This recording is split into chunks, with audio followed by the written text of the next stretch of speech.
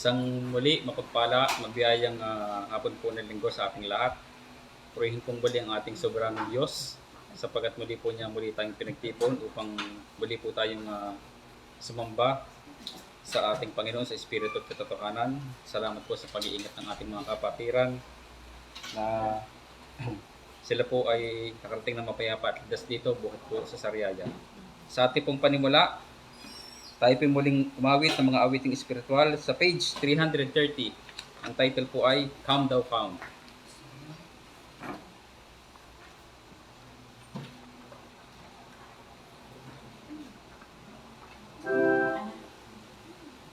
Page 330 po. Title po ay Come Thou Fount.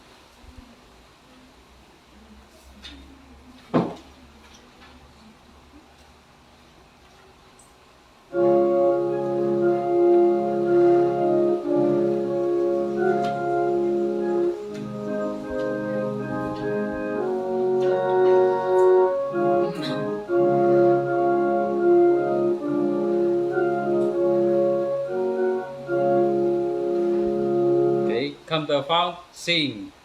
Come thou fount of every blessing, tune my heart to sing thy grace. Streams of mercy never ceasing, call for songs of loudest praise. Teach me some melodious sonnet, sung by flaming tongues above. Praise the mount I fix upon it, mount of thy redeeming love. Here I raise mine Ebenezer, hither by thy help I come, and I hope by thy good pleasure safely to arrive at home. Jesus sought me when a stranger, wandering far from all of God. He to rescue me from danger, interpose His precious blood.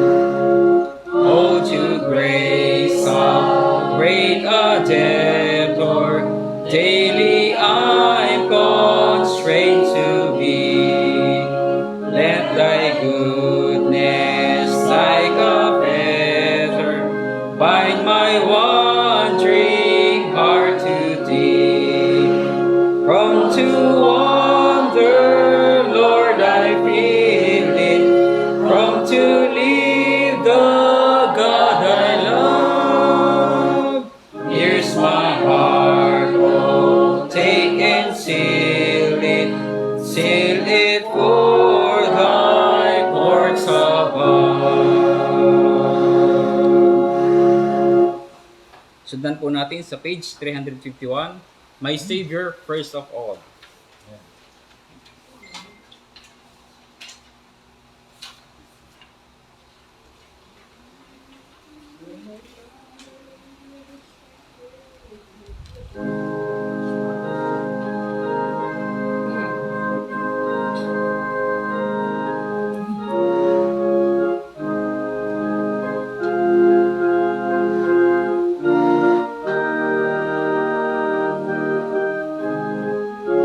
My Savior first of all, sing.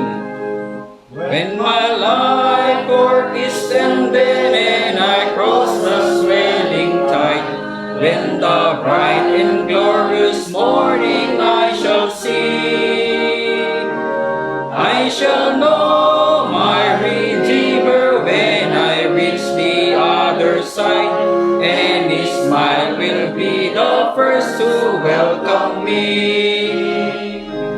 I shall know Him, I shall know Him, and redeemed by His side I shall stand. I shall know Him, I shall know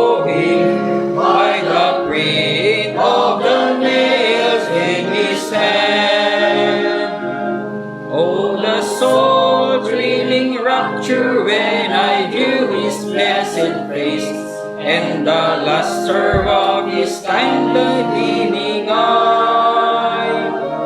How my full heart will praise him for the mercy, love, and grace that prepare for me a mansion in the sky. I shall know him, I shall know him, and redeemed by his side I shall stand. I shall know him, I shall know him, by the print of the nails in his hand. Oh, the dear ones in glory, how they beckon me to come, and our parting at the river I recall. To the sweet fields of Eden they will sing my welcome home, but I long to meet my Savior first of all. I shall know him, I shall know him, and redeemed by his side I shall stand. I shall know him, I shall know him, by the print of the nails in his hand. To the gates, to the city, in a robe of spotless white, he will lead me where no tears will ever fall. In the glad song of ages I shall mingle with delight, but I long to meet my Savior first of all.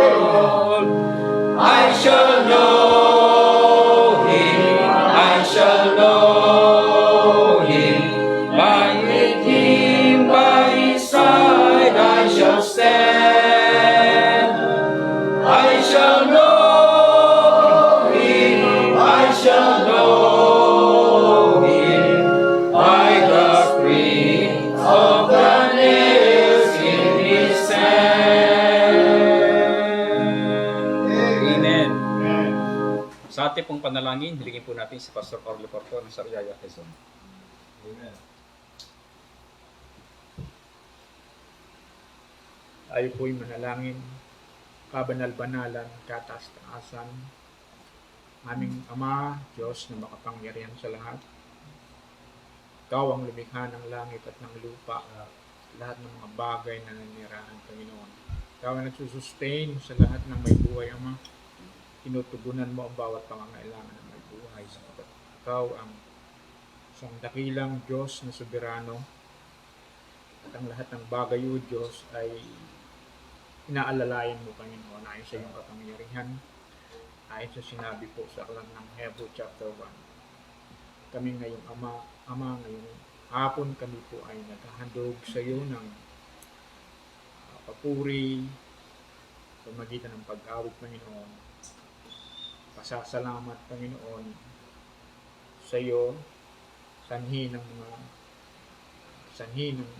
kabutihan at kagandahan doon po sa amin. Kami ay nabubuhay, Ama, sa ibabaw ng lupang ito. Dahil, Ama, sanhi, Ama, ng iyong kabutihan, pag-ibig at katapatan po sa amin. Kami nagpapasalamat sa mga sandali na lumipas.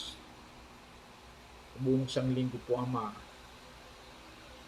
At ngayon, Panginoon, mula kaninang umaga, po ay tinawag ni Jeremiah na bago tuwing umaga, dakilang yung katapatan. O Ama, salamat po sa iyo. Kami nabubuhay, may hininga at kalakasan, O Diyos. Lalong higit ay natatamasa namin, Panginoon, nalalasa, Panginoon, ang iyong kabuti at ugandang loob sa amin. Lalong higit, Panginoon, ang kasiyahan, kagalakan, ikaw ay paglingkuran. Maraming salamat po, Ama. Supisyente po, Panginoon, kami sanhi ng aming Panginoon sa Kristo. Sapagkat ikaw ang nagsustain sa amin ng lahat ng bagay. Lalong higit, Ama, ang katuwaan, kagalaan, Panginoon, ng kaligtasan namin tinamo sanhi ng aming Panginoon sa Kristo. Kagalakan na maglingkod, kasayahan, Panginoon, at kapayapaan aming tinatamo, Panginoon, sa aming buhay. Dulot, Panginoon, ng banal na spirito sa amin ay umaaliw sa aming panahon ng aming kahinaan, panahon ng aming kalungkutan. Sanhi ng banal na spirito po, Ama, sa amin ay nagtuturo, nagbibigay sa amin ng kaunawaan sa iyong salita. Maraming salamat din po sa aming Panginoong Jesucristo na siyang nakaluklok sa luklukan ng biyaya at kahabagan. Aming dakilang saserdote na namamagitan. Siyang nagpapalubag ng loob sa Ama, sa iyo, Ama, ng aming mga nagagawang mga pagkakamali at mga pagkukulang, Panginoon. Salamat po, Ama, sa iyo, sa Banal na Espiritu at sa Panginoong Jesucristo.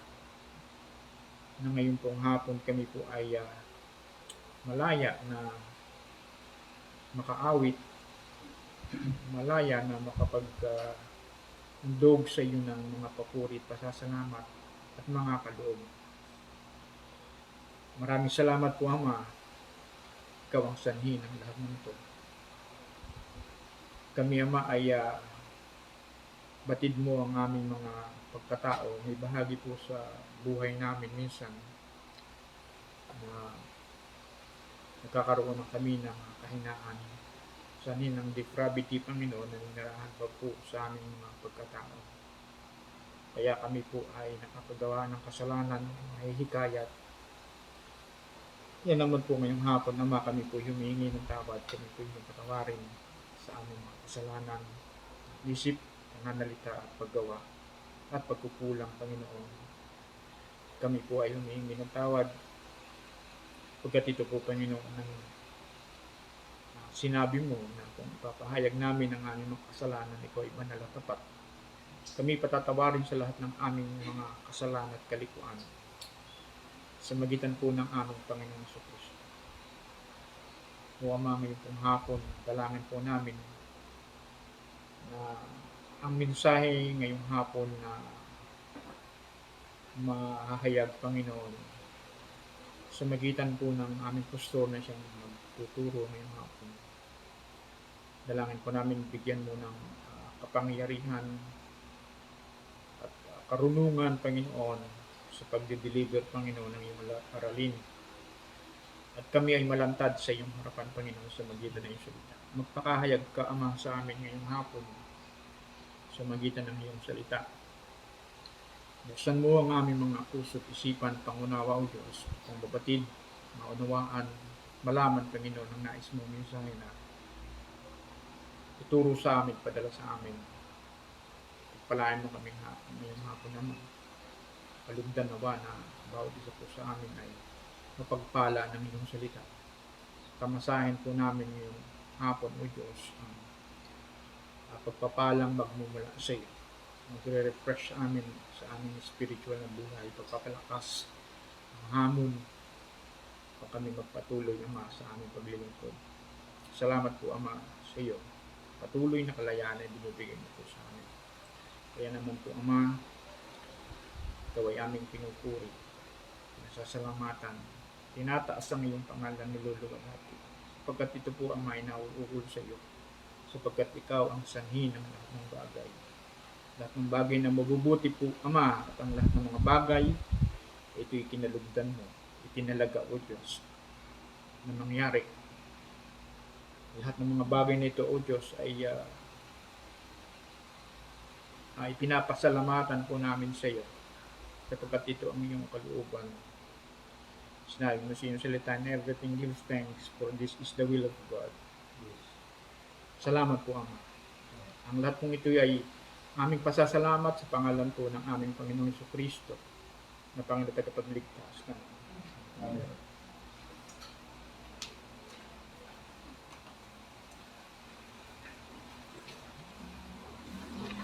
Magandang hapon po mga kapatid. Buksan po muli natin ang ating mga Biblia sa Psalm chapter 11 and 12. Psalm 11 and 12. Narito po sinasabi sa English, King James Version. In the Lord put I my trust. How say you to my soul, flee as a bird to your mountain. For lo, the wicked bend their bow. They make ready their arrow upon the string, that they may privily shoot at the upright in heart. If the foundation be destroyed, what can the righteous do? The Lord is in his holy temple. The Lord's throne is in heaven. His eyes behold. His eyelids try the children of men. The Lord trieth the righteous, but the wicked and him that loveth violence his soul hateth. Upon the wicked he shall rain snares, fire and brimstone, and an horrible tempest. This shall be the portion of their cup. For the righteous Lord loveth righteousness. His countenance doth behold the upright. Chapter 12. Help, Lord, for the godly man ceaseth, for the faithful fail from among the children of men. They speak vanity every one with his neighbor, with flattering lips and with a double heart do they speak. The Lord shall cut off all flattering lips, and the tongue that speaketh proud things. Who have said, with our tongue will we prevail, our lips are our own, who is Lord over us? For the oppression of the poor, for the sighing of the needy. Now will I arise, saith the Lord, I will set him in safety from him that puffeth at him. The words of the Lord are pure words, as silver tried in a furnace of earth, purified 7 times. Thou shalt keep them, O Lord, thou shalt preserve them from this generation forever. The wicked walk on every side, when the vilest men are exalted. Purihin ang pagbasa ng salita ng Diyos.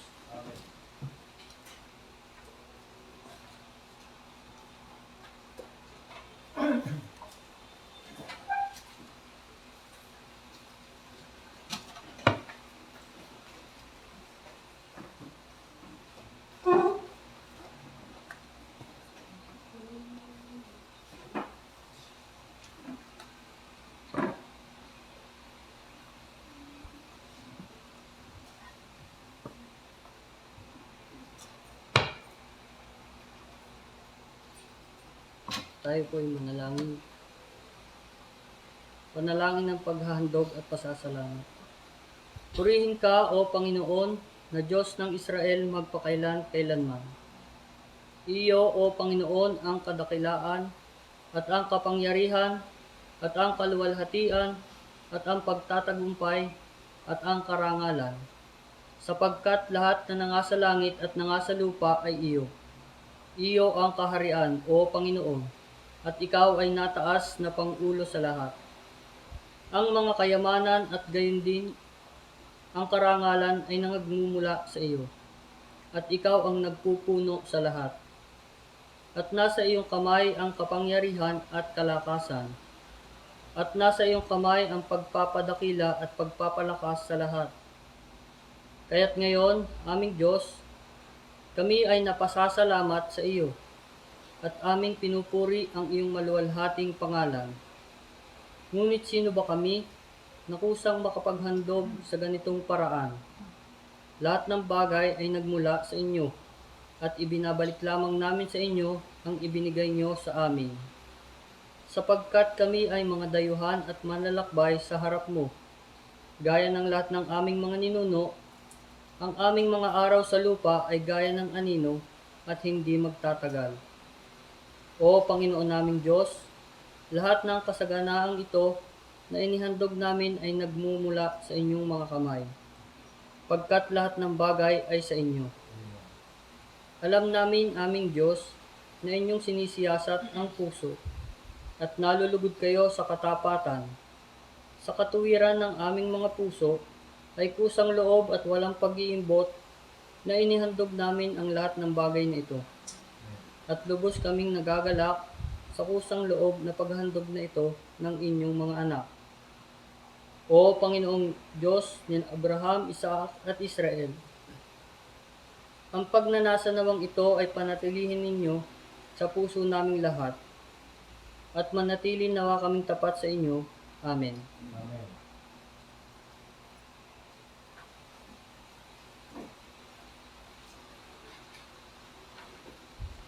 Sa ating pong huli at ikatlong awiting espiritual, sa page 151 po.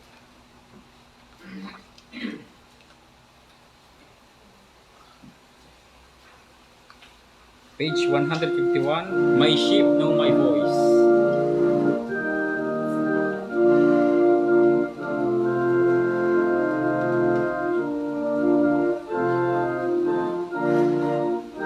My sheep know my voice, sing! My sheep know my voice, and the path that I take, they follow wherever I go. My sheep know my voice and come at my call, but the stranger's voice they do not know. My sheep know my voice, and day by day they abide in the fold and go not astray. They love me because I have been in my choice, and they follow my call, for my sheep know my voice. My sheep know my voice in the pastures of green, where I lead them so often feed. My sheep know my voice in the cool sparkling stream, where beside its still waters I live. My sheep know my voice, and day by day they abide in the fold and go not astray. They love me because I have been in my choice, and they follow my call, for my sheep know my voice. My sheep know my voice in the valley of death, through which I shall lead them someday. But no danger nor harm can touch one of them, for I will be with them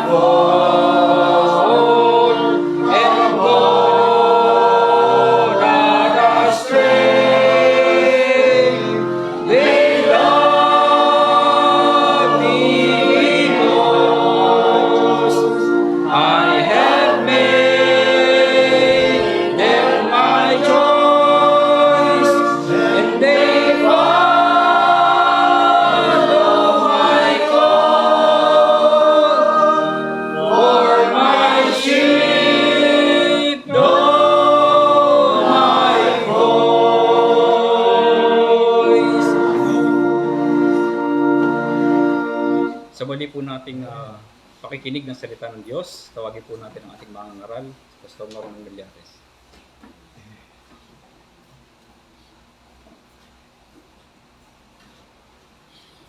Magandang gabi sa inyo mga kapatid.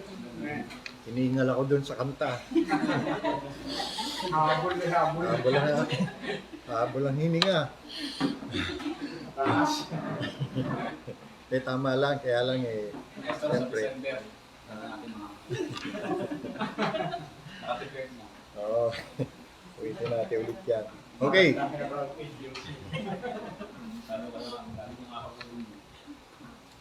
Okay, so tayo po'y dumako sa pangangaral ng salita ng Diyos.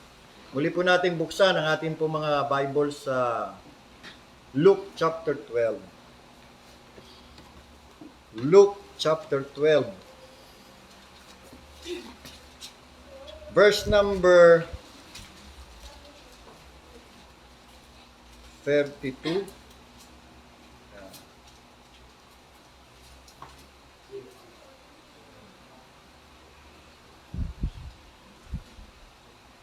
Fear not, little flock, for it is your Father's good pleasure to give you the kingdom. Tagalog, huwag kayong mga takot, munting kawan. Sapagkat nakalulugod na mainam sa inyong Ama ang sa inyo'y ibigay ang kaharian. Pamagat ng ating pong pag-aaralan, bakit kakaunti lang tayo, part 2. Sasagutin natin yan ayon sa liwanag ng salita ng Diyos. Manalangin tayo. Panginoon naming Diyos, lubos kaming nagagalak sa mga awitin. Salamat sa napakagandang mga mensahe na nagpapalakas sa amin at nagbibigay ng encouragement. At alam po namin nakapagdudulot ng kaluwalhatian at kapurihan sa inyo. Salamat sa mga makalangit na awiting yan, Panginoong Diyos. Purihin kayo, luwalhatiin kayo. At ngayon pong gabi, sa pagtunghay namin muli ng iyong mga salita, panalangin po namin na ihanda niyo po ang aming mga puso at isipan na sa tulong po ng banal na Espiritu, ang Espiritu ng katotohanan, ay maliwanagan kami. Gawin niyo pong encouragement, kalakasan, pagpapala, kaaliwan sa amin, ang iyong mahalagang mensahe. Na kami po bilang inyong munting kawan ay magpapatuloy sa paglilingkod ng may katapatan. Mahayag ang iyong kalooban sa amin. Mahayag din ang iyong kaluwalhatian. Lubos niyo pong ipakilala pa sa amin ang iyong sarili at ang aming manunubos at Panginoon na si Jesucristo. Dalangin namin, Panginoong Diyos, na kami yung pagpapalain. Ibus niyo sa amin ang iyong pagpapalang espiritual at kayo po ay aming mabigyan ng kaluguran at kapurihan. Sa banal na pangalan ng aming Panginoon tagapagligtas na si Jesucristo, ito po aming dalangin. Amen. Salamat po. Makakaupuno kayo. Okay. Napakaliwanag po sa ating binasa na ang kawan po ng ating Panginoong Hesus ay munti lamang. Alam niyo ba kung ano yan sa Greek word? Mikros. Yan ang Greek word niyan. Yung little, yung munti. Mikros. Na dyan po hinangon salitang English na micro. Na ang ibig sabihin ay maliit, small. Small in size, small of quantity, small in number. Yan. Munti lang. So nakita po ninyo, mismong kawan ng Panginoon Jesucristo na kanyang itinatago, itinayo, munti lang. Hindi siya interesado sa marami. 12 nga lang ang kanyang mga naging unang kaanib ng iglesia. Nabawasan pa ng isa. Kasi naghudas. Kaya nung umalis ang Panginoong Hesus, 11 lang ang natira. Pagdating sa aklat ng mga gawa, ayun, nadagdagan, naging 120 na sa mga gawa, kabanata 2. Pagdating sa mga gawa, kabanata 5, 5,000. Tapos, 3,000 nadagdagan, Acts chapter 2. So, 3,120. Pagdating sa Acts chapter 4, ay 4,000. Pagdating sa Acts chapter 5, multitudes na. So dumami na sila. Pero hindi sila ang nagpadami. No? Panginoon ang nagpadami. Gayun pa man, nagsimula ang Panginoon sa munting kawan. Kaya makita natin, ang iglesia ng Panginoong Sus ay munting kawan lang. So bakit kakaunti lamang ang kawan ng Panginoon? At yan po, iuna nating sinagot sa una nating mensahe. Una, sapagkat ang hinihingi ng Ebanghelyo ay napakabigat at hindi kayang ibigay ng tao. Pangalawa, sapagkat ang halaga ng pagiging tagasunod ni Kristo ay napakataas. Hindi kaya ng laman at dugo. Ang pagiging tunay na alagad, napakahirap. Biro mo, ikakaila mo sarili mo, papasinin mong krus araw-araw, tapos susunod ka sa Panginoon habang ikay nabubuhay. So may krus na dapat pasanin. Kaya hindi po sinasabi ng Panginoon na napakadaling maging Kristiyano. Hindi ho sinasabi ng Panginoon madaling maging alagad. Hindi ho. Mahirap. May krus na papasanin. At dadaan sa maraming kapigatian. At yan ang isang bagay na kinahayawan ng laman. Mahirap. Maging kaanib ka pa ng iglesia ng Panginoong Sus, mahirap. Mabigat ang mga requirement, di ba? Hindi makakatagal iba hindi nakakatagal. Ikatlo, ang dahilan natin ay sapagkat ang tao, ayon sa kanyang likas na makasalanan, ay radikal na sumasalungat sa Diyos. Meron siyang carnal mind, kaisipang puspos ng kasalanan na nakikipag-alit laban sa Diyos at hindi na pasasakop sa kautusan ng Diyos at hindi maaaring sumunod. Mahirap. Kaya hindi totoo na madaling maligtas.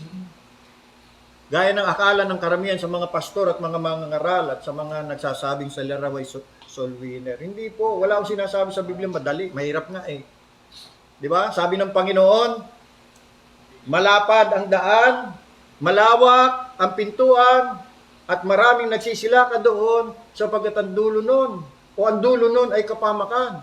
Subalit, makipot ang pintuan at mahirap ang daan. At kakaunti lang nakasusumpong noon. Na ang dulo nun ay buhay na walang hanggan.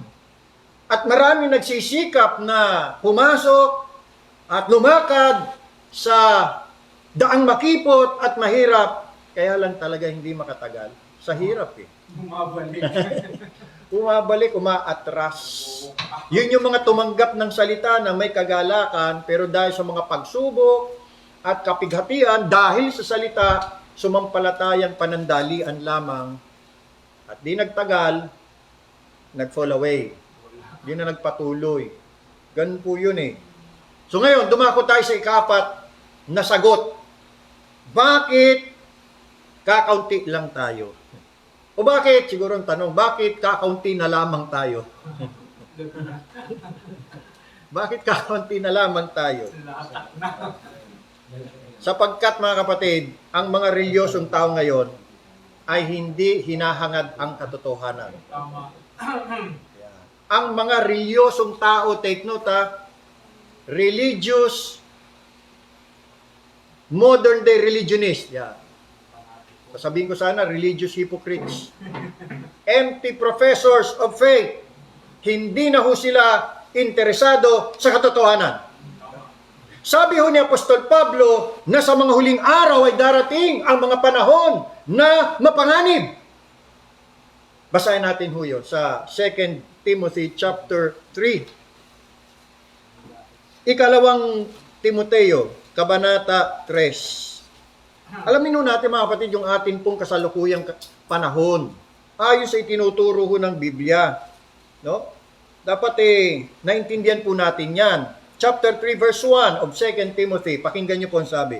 Datapat alamin mo ito, na sa mga huling araw ay darating ang mga panahong mapanganib sa mga huling araw. Yan po ang sinabi ni Apostol Pablo kay Timoteo, pastor ng isang iglesia. Nalalaman ni Pablo. Paano kaya nalaman ni Pablo yun? Di pinahayag sa kanya ng Panginoon. Revelation ni Jesus Christ na sa mga huling araw ay magiging mapanganib na ang panahon.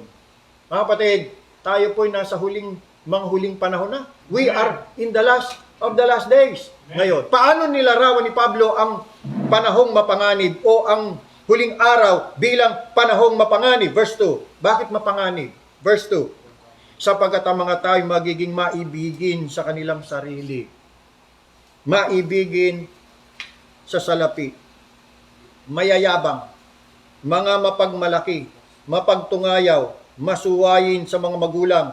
Mga walang turing. Mga walang kabanalan. Mga walang katutubong pag-ibig. Mga walang paglulubag. Mga palabintangin. Mga walang pagpipigil sa sarili. Mga mabangis, hindi mga maibigin sa mabuti. Kita nyo? Ang mga tao hindi magiging maibigin sa huling panahon sa mabuti. Sabi ng Biblia, umanib ka sa mabuti. O, di ba? Pero dahil sa mga tao ay wala ng pag-ibig sa mabuti, hindi aanib yan sa mabuti. Hindi makikisama yan sa mga mabuti. Verse 4, mga lilo, mga matitigas ang ulo, mga palalo, mga maibigin sa kalayawan, kaysa sa mga maibigin sa Diyos. Ngayon, pagdating naman sa pangrelyong aspeto, verse 5, may anyo ng kabanalan, datapwat tinanggihan ang kapangyarihan nito. So, anyo na lang ng kabanalan. Pero yung tunay na kabanalan, yung kapangyarihan ng kabanalan, tinanggihan na. Ibig sabihin, wala talaga sa kanila. Pungkag na reliyon ang tawag natin dyan. Lahat ay panlabas na anyo na lamang. Pero yung pinakasustansya, yung substance, wala. In other words, ito po ay relihiyon na wala ang kapangyarihang ng Espiritu ng Diyos. Wala. Sila po strangers to the divine working of the Holy Spirit. Ito po yung mga tao na hindi ho nakaranas ng kapanganakang muli. Walang nangyaring panloob na pagbabago, puro lang panlabas. Pero panloob, wala. Sapagkat ang himala ng biyaya ay hindi ho gumawa o kumilo sa kanilang mga puso. Wala. Kaya lahat ho yan ay puro pagpapaimbabaw. Ngayon, sa chapter 4, tingnan niyo po mga kapatid, sa talatang 4, ito po ang karagdagang katangian ng kung tawagin natin ay religious world. Yan. Ng sanlibutang relyoso. Yan. Ito pa ang sabi ni Apostle Paul, chapter 4 verse 3. Tingnan niyo po, sapagkat darating ang panahon na hindi nila titiisin ang magaling na aral. At yung panahon niya, matagal nang dumating yan. Yan po yung panahon ng mga tao, hindi nila titiisin ang magaling na aral. Pagka itinuro mo magaling na aral, ayaw nila, hindi nila kayang tiisin, hindi nila matanggap. Yan po ang ibig sabihin niyan. They cannot endure sound doctrine. Ayaw nila ng sound doctrine. Kung ano pa yung sound doctrine, yung pang ayaw nila. So yan ang kapahayagan ni Pablo. Kundi, tuloy natin ang basa, pagkakaroon nila ng kati ng tainga, yan ang mga tao, makakati mga tainga, ay magsisipagbunton sila sa kanilang sarili ng mga gurong ayon sa kanilang sariling mga masamang pita. So makikinig pa rin sila sa mga pangangaral, makikinig pa rin sila sa mga turo, pero ang gusto nila, yung mga turo na hindi po magaling na turo, hindi sound doctrine. Yung something na magbibigay sa kanila ng entertainment, yan. Something na magbibigay sa kasiyahan ng kanilang mga pita ng laman. Pero yung sasabihing wastong aral, magaling na aral, sound doctrine, hindi sila interesado dyan. Kita nyo mga taong yan, ano? Yan ang uri ng mga tao sa panahon natin ngayon. Verse 4, ito pa matindi. At ihiwalay sa katotohanan ang kanilang mga tainga. Palibasa, makakatay ang tainga. Nakita nyo? Ang katangian ng mga tao sa ating kasalukuyang panahon, sa halip na ibaling ang tainga sa katotohanan, ihiwalay nila. At saan ibabaling? Di doon sa mga katha. Yun ang gusto nila. Ibabaling sa katha. Ibig sabihin, sa hindi tunay, sa hindi totoo. Na hindi naman itinuturo ng Bible. Yeah. Napakaraming ganyan. Wala naman sa Biblia. Fables. Yeah. Tulad ng Pasko, fable yan eh. Christmas, that is a fable doctrine. Kasi wala naman talagang Pasko sa Bible eh. Christmas, kapanganakan ni Kristo nasa Bible, pero pinanganak siya December 25, wala. At saka wala namang utos pagdiwang kanyang kapanganakan, mag-celebrate. Wala naman eh. Kaya imbento yan. Imbento yan ng tao, imbento ng Katoliko. Eh hindi tayo sumasama ho dyan. Hindi ho yan katuruan ng tunay na iglesia ng Panginoon. So yan ang gusto nila, yung mga ganyang mensahe. Ngayon, puntahan naman natin ang 1 Timothy chapter 3 verse 15. Unang Timoteo, 1 Timothy chapter 3 verse 15. Ayan. Narito po ang katangian ng iglesia ng Diyos. Simple lang. Simple lang ang katangian ng totoong iglesia ng buhay na Diyos. Basahin natin. Ngunit kung ako'y magluwat ng mahabang panahon, ay upang maalaman mo kung paano ang dapat sa mga tao na ugaliin nila sa bahay ng Diyos. Ano yung bahay ng Diyos? Na siyang iglesia ng Diyos na buhay. At haligi at suhay ng katotohanan. Maliwanag po mula sa ating pong binasa na ang katangian ng iglesia ng buhay na Diyos ay haligi at suhay ng katotohanan. The Church of God is characterized as pillar and ground of the truth. You see, the Lord's true churches always stand for and uphold truth. Doon sa tanong na, ano ba ang totoong iglesia? E di yung nasa katotohanan. Yung pong tumatayo, yung pong nagtataguyod, yung pong nagpapahayag ng katotohanan. Amen. At anong katotohanan? Sabi ng Panginoon Kristo, ang salita mo'y katotohanan. Walang ibang katotohanan kundi ang salita ng Diyos. Kanina sa ating scripture reading, nabasa natin ang salita ng Diyos ay dalisay at dinalisay ng 7 beses. Purified 7 times. Perfect. Yan. Yan ang truth. Kaya nga po sa ating mga paniniwala at sa ating mga ginagawa, laging nakabatay po sa salita ng Diyos. Pag hindi ho nakabatay sa salita ng Diyos, ay wala, hindi ho natin tatanggapin yan, hindi natin paniniwalaan yan. Ang salita ng Diyos, yan po ang katotohanan, na yan dapat ang batayan ng ating paniniwala at pamumuhay. The Word of God. Nothing but the Word of God. The Bible, the Scriptures, is our final authority when it comes to belief and practices. It is the Holy Bible. Because we believe that the Bible is the Word of God, the pure Word of God. Hindi tayo magkakamali ho dyan. Yan po ang ating pininiwalaan. Okay. Kaya ang iglesia ng Diyos, halig at suhay ng katotohanan po yan. Sapagkat ang salita ng Diyos na siyang katotohanan ang kanyang batayan. Pangalawa, ang nagtatag ng iglesia ng Diyos, si Jesus Christ, at si Jesus Christ ay katotohanan. Amen. Sabi ng Panginoon Kristo, 14:6 ng Juan, ako ang daan, buhay at katotohanan. I'm the way, the truth, and the life. The founder of the church, the organizer of the church is Jesus Christ, who is the truth. Amen. Hindi lang yan.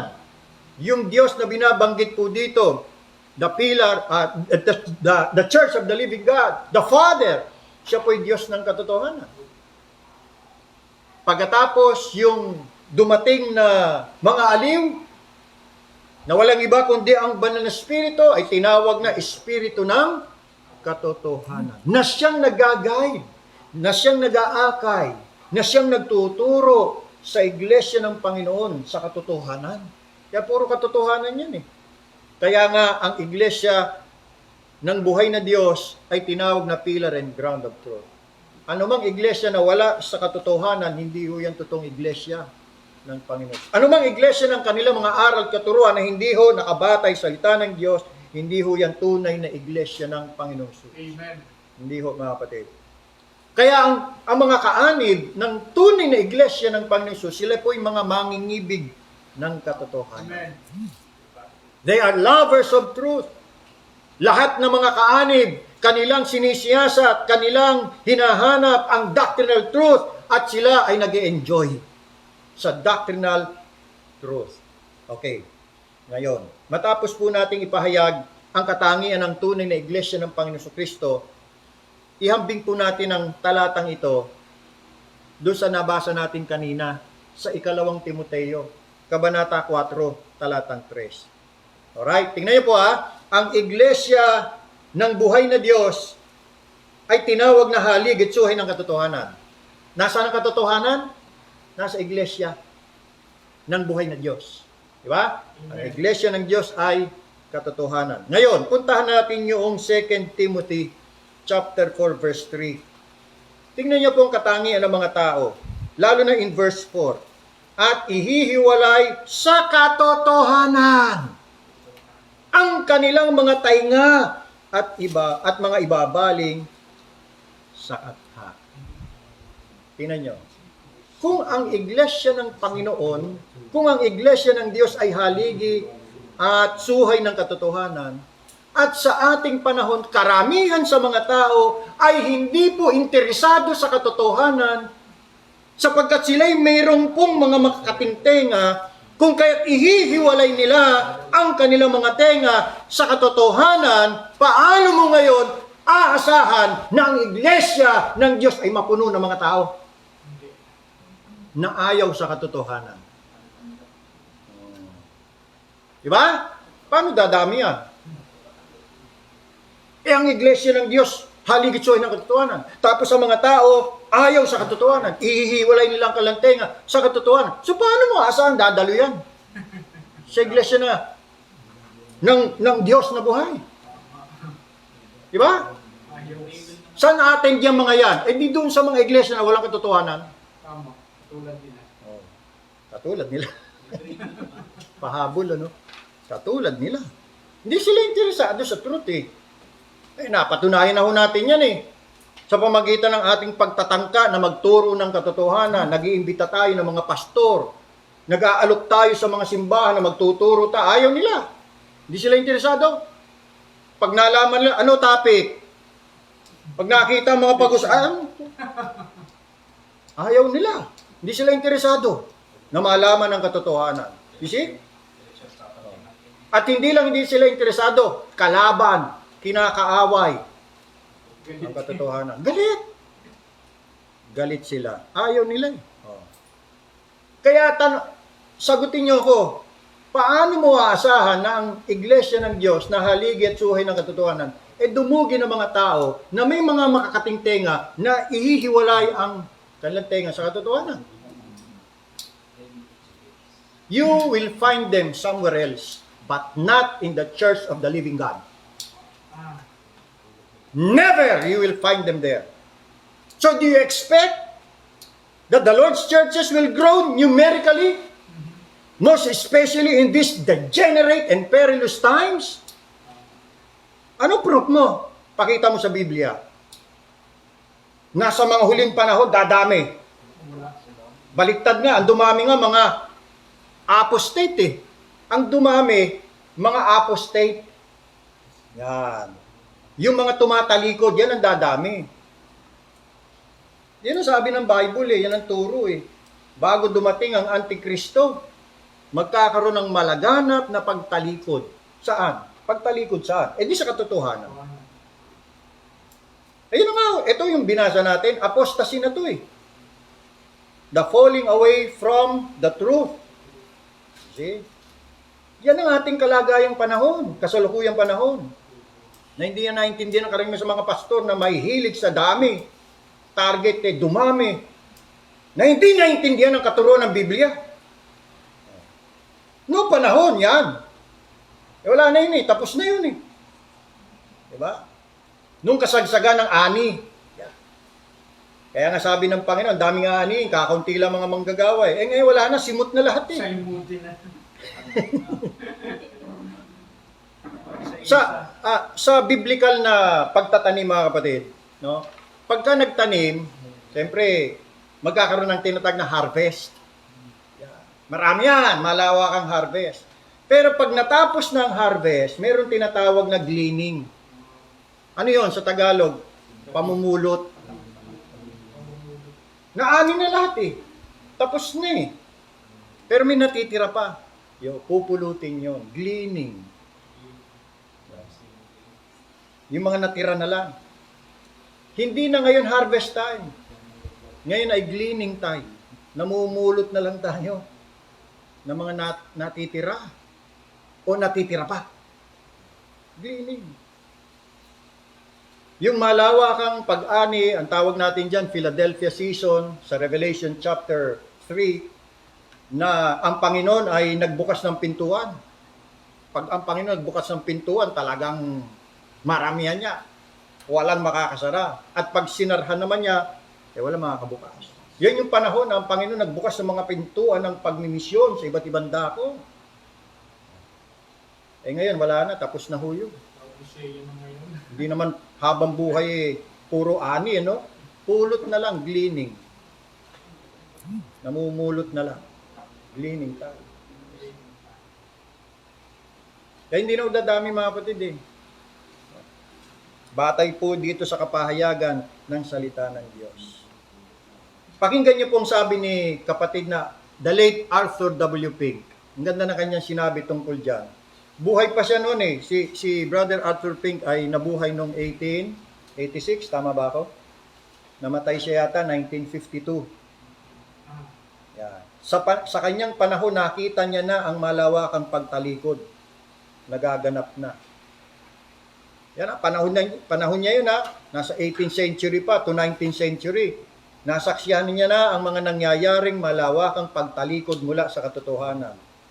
Ano na ba ngayon? 2022 na. Bira yan, no? Lalo na ngayon. Sabi siya, latak na lang eh. Wala na. Wala nang interesado sa katotohanan. Sabi niya, pakinggan nyo, tungkol dito sa time will come that they will not endure sound doctrine. Hindi sila makakatagal sa magaling na aral. Sabi niya, anything which is endured today in the religious world cannot be sound doctrine. Ulitin ko ha, anything which is endured today in the religious world cannot be sound doctrine. Anything which is approved of, well attended, popular, is not sound doctrine. Kaya kung saan mas marami ang mga tao, tandaan po ninyo. Kung saan dinudumog ng mga tao, tandaan ninyo, wala ho diyang sound doctrine. Amen. Hindi ho magkakamali ang hula ni Pablo. Sa huling panahon, ang mga tao ay hindi makakatagal sa magaling na aral. Sila'y meron pong mga makakating tainga at ihihiwalay nila ang kanilang mga makakating tainga sa katotohanan. Kaya wag niyo nang asahan na ang mga totoong iglesia ng Panginoon Hesus sa ating panahon ay dudumugin na mga tao na may mga makakating tainga. Nakita niya?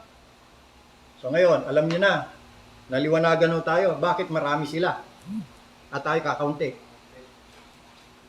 Tandaan nyo, kung saan yung gustong-gustong mapakinggan ng mga tao, kung saan yung gustong-gustong daluhan ng mga tao, kung saan yung popular, kung saan yung sikat, at marami doon, wala doong katotohanan. Wala ho doong sound doctrine. Tama? Yan ang sabi ng Biblia. You see? Subukan mo, ipangaral mo ang mga magaling na aral, tulad ng God is sovereign. You tell them that God is sovereign, that God is determiner of everything, na ang Diyos ay palaging gumagawa at kumikilos ayon sa kanyang sovereign pleasure, that He does as He pleases, only as He pleases, and always as He pleases. At makikita ninyo, hindi makakatagal yan sa mga tao may makakatingtenga. Makikita ho ninyo, people will quickly object. People will quickly contradict sapagkat iginigiit nila na ang tao ay may malayang pagpapasya. Sapagkat iginigiit nila na maaaring kumilos, magpasya at pumili ang tao ayon sa kanyang sarili. Na ang tao ang siyang nagpapasya ng sarili niyang kapalaran. At ang Diyos ay naging isang walang magawang manunood na lamang. Yan ang Diyos na gusto nilang sambahin, kilalanin. Yung Diyos na walang magagawa at nanonood na lang. Ayaw nila dun sa soberanong Diyos na siyang nagtatakda, nagpapasya, at gumagawa ng lahat ng bagay. I-preach mo, subukan mo. Ituro mo yung katuroang total depravity, na ang tao ay totally depraved, na ang tao ay totally unable to save himself, and you will be hated by men. Kasusuklaman ka, kamumuhian ka ng mga tao. Bakit? Sapagkat ang gusto-gusto nilang ituro, ang gustong-gusto nilang ipangaral, ay isang nilalang na naging Diyos.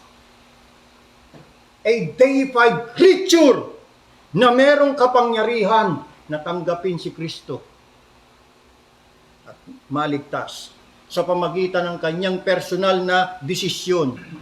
Ang gusto nilang paniwalaan ay ang tao po ay okay sa Diyos. Ang gusto nilang paniwalaan na ang tao ay hindi naman lubos na masama. Ang gusto nilang paniwalaan tungkol sa tao, meron pa namang natitirang kabutihan sa tao eh. See? Ayaw nang tanggapin na ang tao ay bulok, bagsak, walang magagawa pagdating sa kanilang kaligtasan. I-preach mo, subukan mo ang doktrina ng kabanalan. Ipangaral mo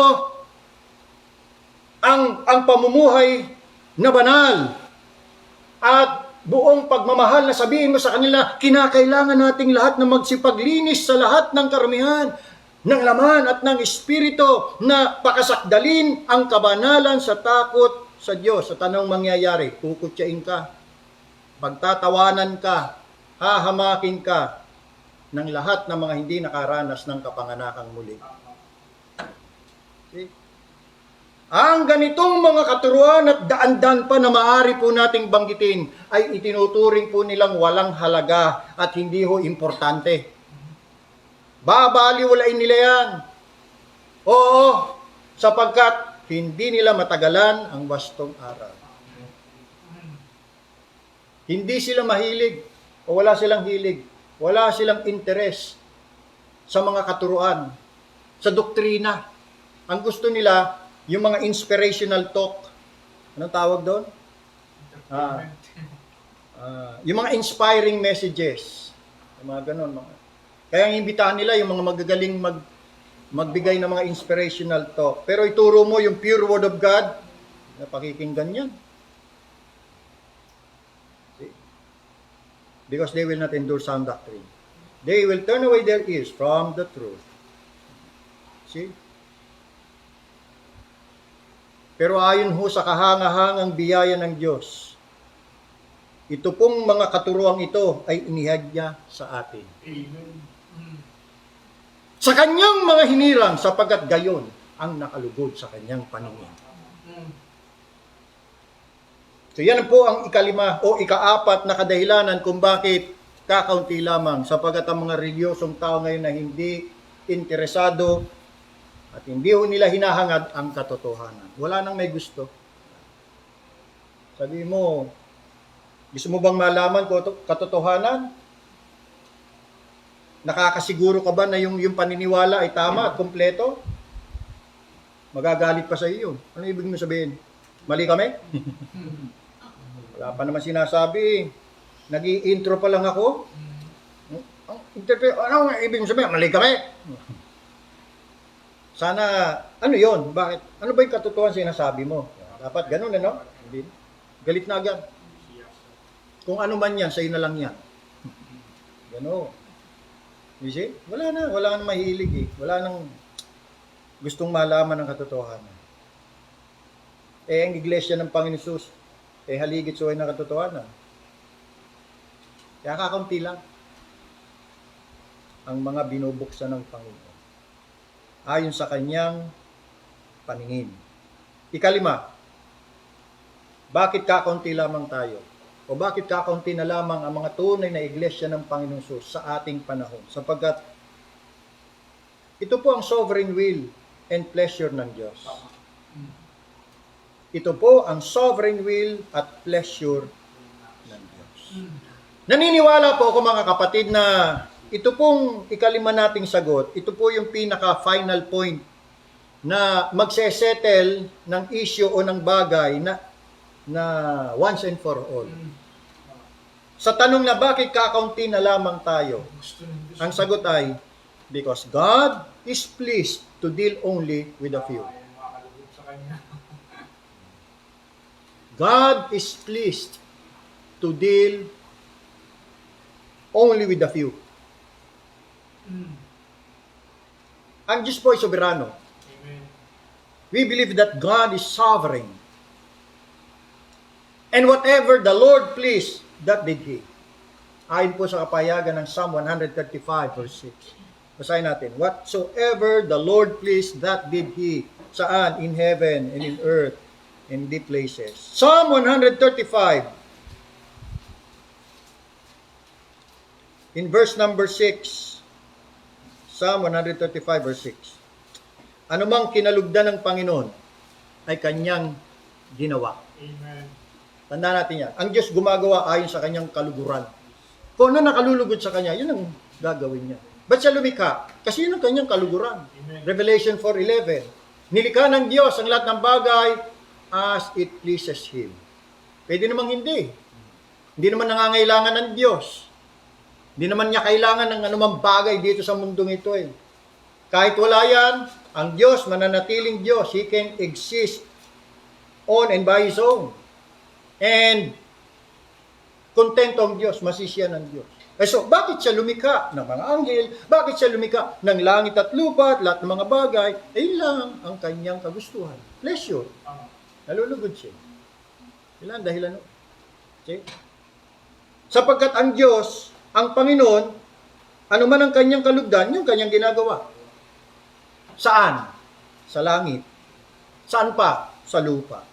Saan pa? Sa mga dagat at sa lahat ng mga kalaliman. Walang makakatakas. Walang exemption. Everywhere where there is a word, God is there. Amen. At ginagawa niya lahat ng kanyang maibigan o kinalugdan o kaluguran sa lugar na yan. Yan po ang ating paniniwala. God, we believe that God works all things after the counsel of His own will. Ayon sa kapahayagan ng Efeso 1:11. See? Diyos ang gumagawa lahat ng bagay sa langit at sa lupa ayon sa pasya ng kanyang sariling kalooban. Tandaan niyo mga kapatid, hindi ho nangangailangan ng Diyos ng anumang bagay. Hindi ho. Bagay man o tao. Ang Diyos po'y perpekto ng maligaya sa kanyang sarili. Amen. Hindi ho siya nakasalalay sa tao. He is not dependent upon man or angel para lang may sagawa niya yung kanyang soberanong kalooban. Hindi niya kailangan ho eh. God may accomplish His work with few or many. Kung anong gusto niya. According to His sovereign pleasure. I repeat, God can accomplish anything. God can accomplish His work, whether with few or with many, according to His sovereign pleasure. See? Yan ang dahilan kung bakit nung ang Panginoon Kristo ay nagtayo ng kanyang iglesia, 12 lang ang miyembro. Bakit? Kailangan ba niya ng marami? Yun ang tanong ko eh. Kailangan ba niya ng marami? Kung ipapantay natin yung ginawa ni Kristo at ang pagtatatag niya ng kanyang iglesia nung kanyang panahon, sa pamantayan ng sanlibutan, hindi papasa si Jesus Christ eh. Ma-out of place si Jesus Christ.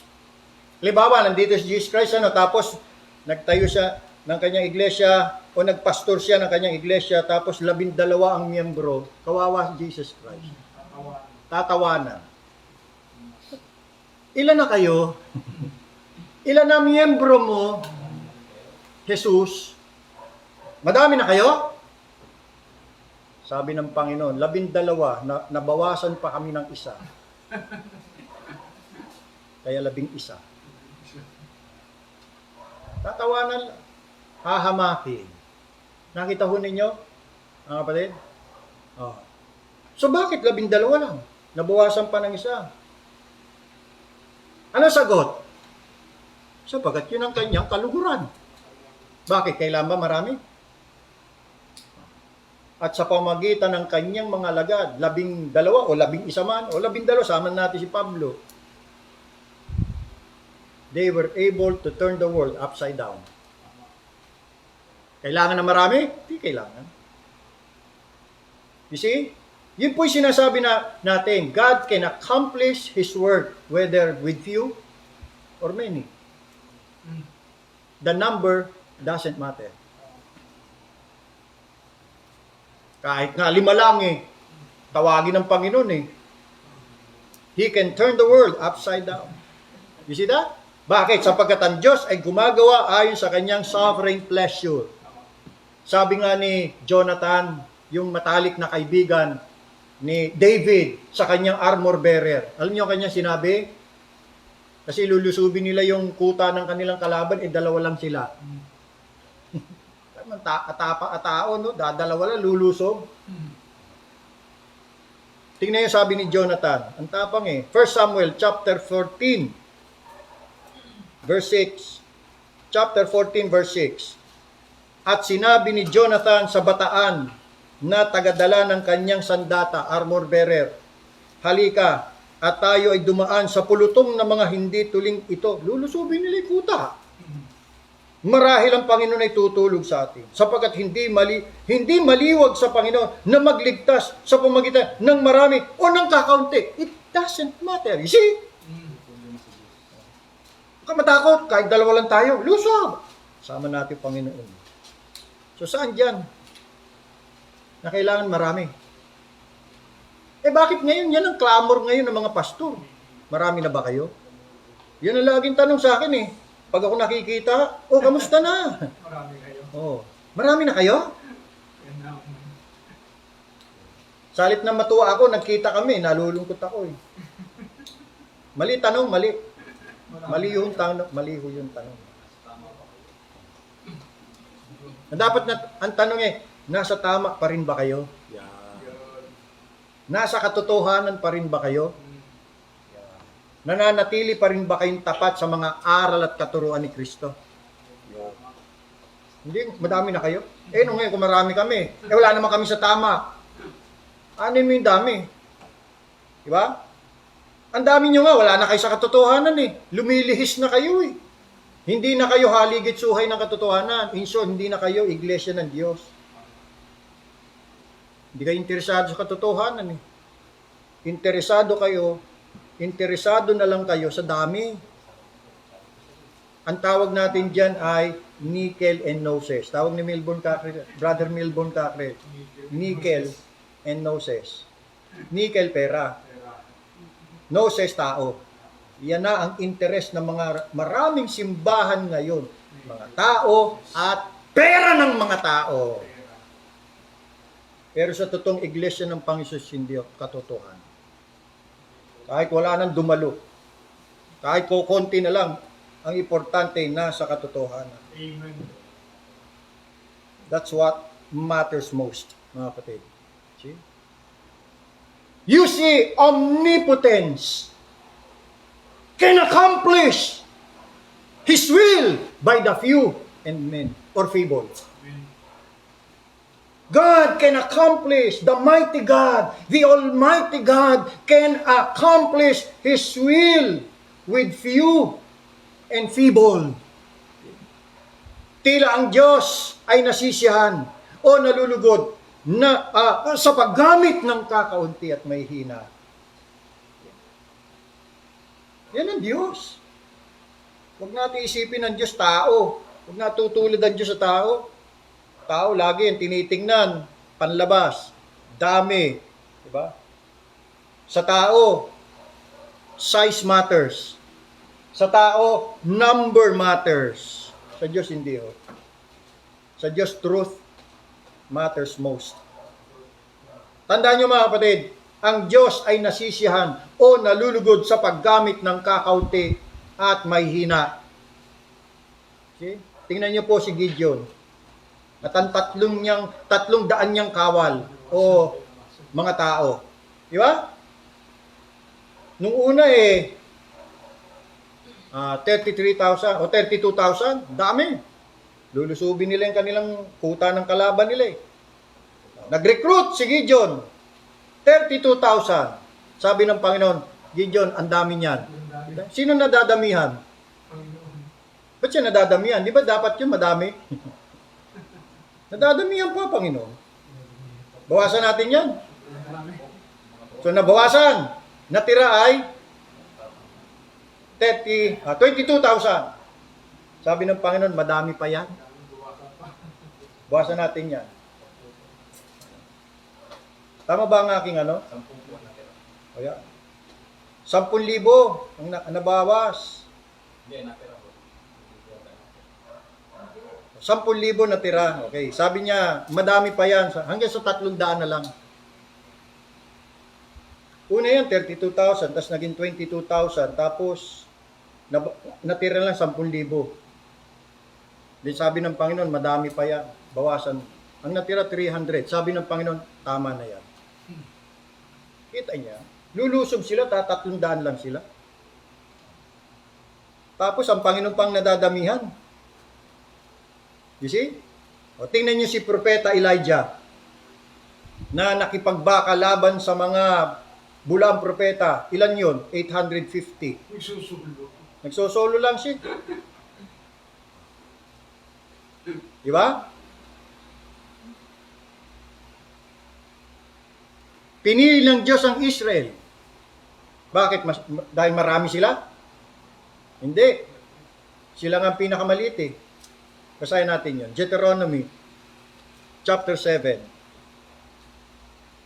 Bakit pinili ng Diyos ang Israel para maging bayan niya, para maging bansa niya? Deuteronomy chapter 7 verse 7. Hindi kayo inibig ng Panginoon, ni pinili kayo ng dahil sa kayo'y marami sa bilang. Kita nyo? Kaysa alinmang bayan, sapagkat kayo ang pinakamaliit. Ibig sabihin, kayo ang pinakakakaunti sa lahat ng mga bayan. Pero sa kabila ng yan, silang pinili ng Diyos. O, sino nagsasabi ang Diyos interesado sa marami? Ha? Ba't yan ang laging tinatanong? Marami na ba kayo? Ano yung paramihan? Ang Diyos hindi yung interesado dyan.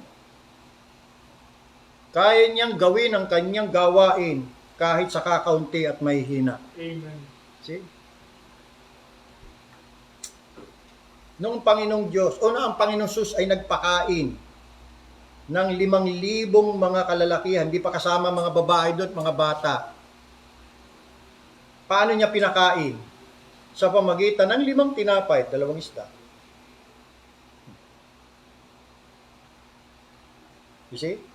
At nung nagpakain siya ng 4,000 tao, pinakain niya sa pamagitan ng ilang mga maliliit na isda. Sila? Interesado ba ang Panginoon sa madami? Sa larangan naman ng walang hanggang kaligtasan, marami ang mga tinawag, datapwat kakaunti ang mga nahirang. Kakaunti. Basahin natin yun. Matthew chapter 22. Matthew chapter 22, verse 14. Sapagkat marami ang mga tinawag, datapwat kakaunti ang mga nahirang. Kita niyo? At bakit? Upang walang laman ang magmapuri sa harapan ng Diyos. Amen. Upang ang lahat ay magmapuri sa Panginoon.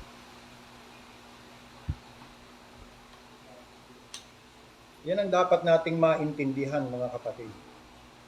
Yan ang turo, aral ng Biblia. Yan ang dapat nating maintindihan sa mga gawa, kilos, galaw, plano ng Diyos. Na hindi yan alam ng karamihan sa mga pastor at mangaral. Ito, masasabi ko mga kapatid, karamihan sa mga pastor ngayon, hindi nila kilala ang Diyos. Hindi nila alam kung paano gumawa at kumilos ang Diyos. Paniwala pa ibang mga pastor, pagka marami, nandun ang Diyos. Ha? Sinabihan ba naman tayo na kakaunti lang kayo? Nako, brother, hindi gumagawa Diyos sa inyo. Sige nga, patunayan mo nga, ang Diyos gumagawa lang sa marami. Eh ano, mga talata, pinakita na natin,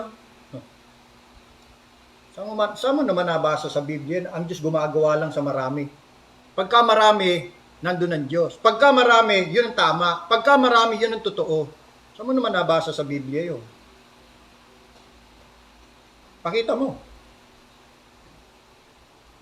Ayun, pinakita natin, ayon sa liwanag ng salita ng Diyos. Kasi baka ang tao magmayabang magmalaki. At yun na nga ang nangyayari sa maraming simbahan ngayon, kaya yabang ng mga pastor. Pinagmamayabang nila yung bilang nila, pinagmamayabang nila yung magaganda at malalaki nilang building. Diba? Pinagmamayabang nila yung dami nila.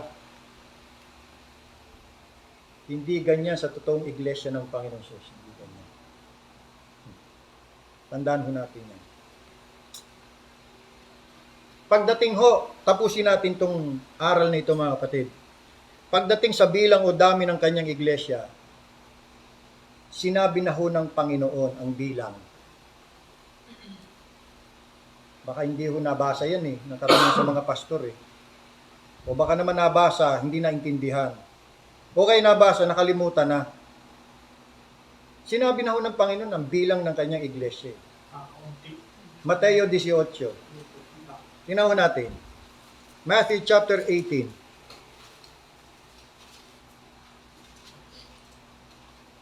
Talatang 20.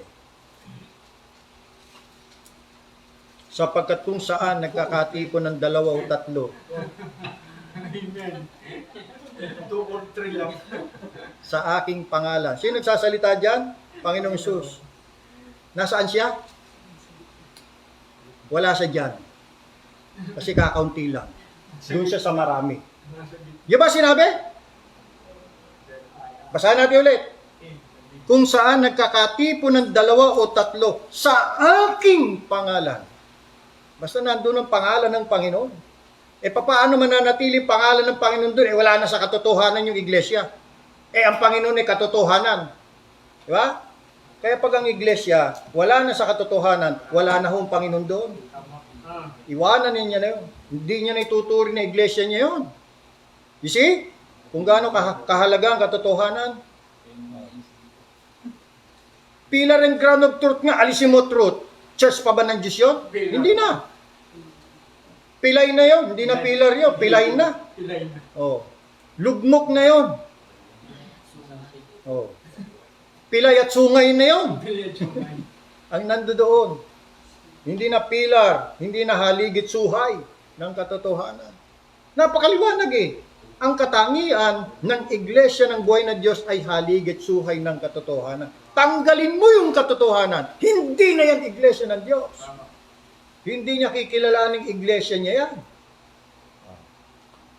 Kaya, sabi ng Panginoong Sus, kahit 2 lang yan, kahit 3, ay naroon ako sa gitna nila. Hindi katulad ng mga tao ngayon. Pag nakita 2, 3, ay, ayoko dyan. Kakaunti. Hahanap ng marami yun.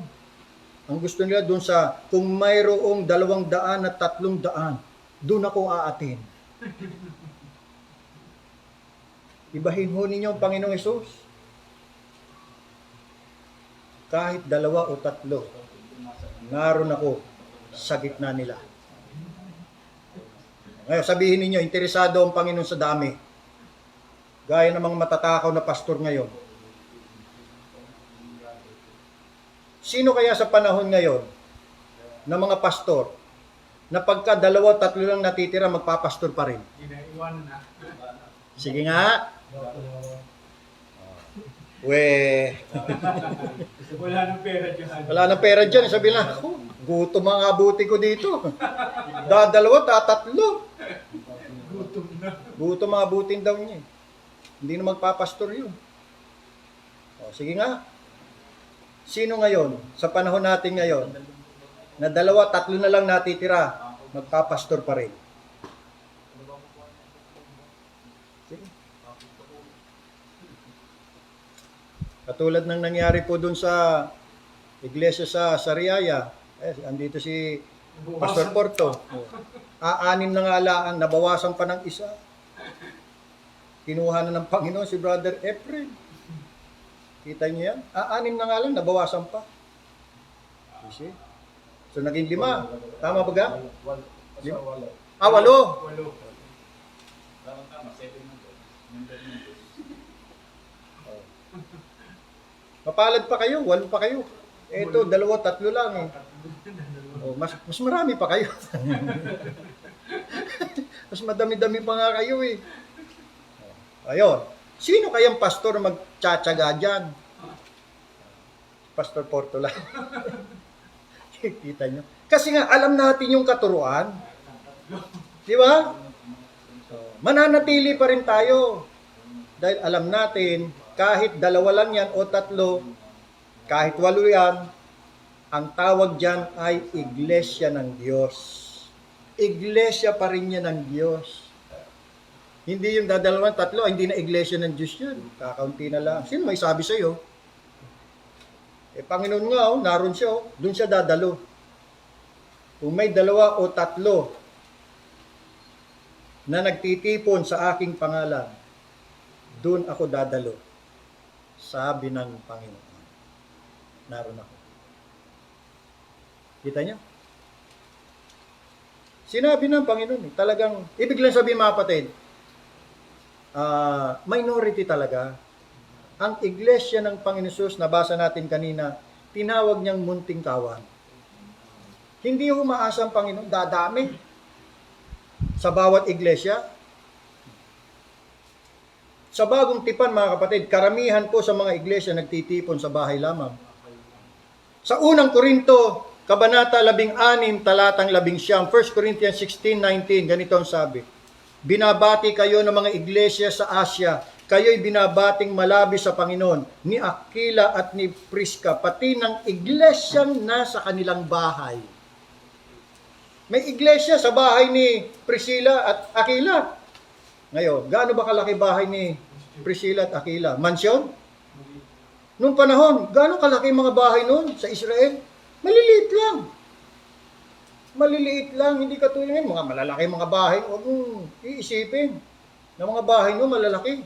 Hindi. Maliliit lang yung metro kwadrado mo. O ngayon, paano nagkasya iglesia dyan kung marami sila? Ha? Na-analyze ba natin yun? Colossus 4:15. Colossians 4:15. Colossians 4:15. Basahin ko. Batiin ninyo ang mga kapatid na nangasa Laodicea at Sinimpas at ang iglesyang nasa kanilang bahay. You see? Church in the house. Ito pa. Kay Philemon. Philemon 1:2. Malaki-laki ito kasi mayaman ito eh. At kay Apia na ating kapatid na babae, at kay Arkipo na kapwa-kawal namin, at sa iglesia sa iyong bahay. Yan. Kita niyo mga iglesia nasa bahay lamang. Katulad nito. Tayo po ay church in the house. Amen. See? Pattern tayo sa New Testament. Ba't natin kailangan malaking building? Alug-alug naman tayo. Ilan lang naman tayo. Nakita niyo yan? Tingnan niyo ha. Yan ay noon yan ha. New Testament times. Church in the house. Gano'n pa kaya ngayon na ito'y panahon na mapanganib? Ito'y panahon ng apostasiya, pagtalikod. Aasahan natin, dadami. Baliktad, ang dadami ho mga kapatid, yung tumatalikod sa katotohanan. Yan ang dadami. Ayon yan sa kapahayagan ng salita ng Diyos. Yan ang dadami. Yan ang asahan nating dadami. Yung mga tumatalikod sa katotohanan, yung ayaw sa katotohanan, ayaw sa mga tamang katuruan, yan ang dadami. See? Kung marami ho ito, paano nagkasya yan sa bahay? See? Nakita niyo idea? Oh. Komo ang iglesia, nasa bahay lang, hamakin mo. Wala nga magkakamala na may church pala dito eh. Wala. Ano yan? Bakit may nagtitipon dyan? Ano nagkakantahan na yan? Hindi mapagkakamalan church to eh. Kasi nasa bahay eh. Kasi ang utak ng tao ngayon, ang mga mata nakatingin doon sa mga katedral, sa mga malalaking building, pagandahan ng mga building, palakihan ng mga building. Yun. Para sa kanila, yun ang church. Mali pagdating sa Bible. Kahit sa bahay may iglesia. Kaya kung mo ang iglesia nasa bahay, hahamakin mo ang iglesia ng Diyos? Aba, lagot ka. Huwag mong hahamakin ang iglesia ng Diyos. Dahil kakaunti lang eh. Alamin natin mga kapatid, ang katuruan ng Biblia tungkol sa panahon natin ngayon. Tanda natin, tayo po'y nasa huling panahon na. Mahalagang maintindihan mo natin yan. Nasa huling panahon tayo. Ano ibig sabihin yan? Tayo po'y papasok na sa kahatulan ng Diyos. Di ba? Naniniwala ho ba kayo malapit ng paghukom ng Diyos? Amen. Naniniwala ho ba tayo na malapit ng hatulan ng Diyos ang sanglibutang ito? Malapit na ang kahatulan ng Diyos. Ngayon, anong point natin? Pagka malapit na ang kahatulan ng Diyos, anong nangyayari diyan? Tingnan nyo ha. Pansin nyo po ang panahon ni Noah.